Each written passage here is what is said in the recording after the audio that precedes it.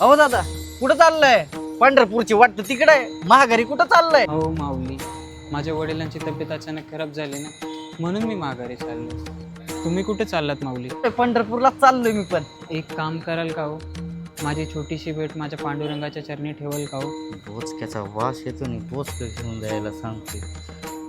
अहो नाही हो दादा, मला खूप उशीर होतोय. चला.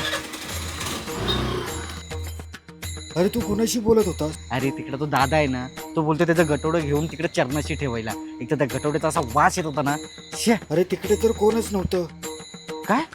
मी कधीपासून बघतोय तिकडे कोणच नव्हतं. अरे तसं बोलत होतो मी.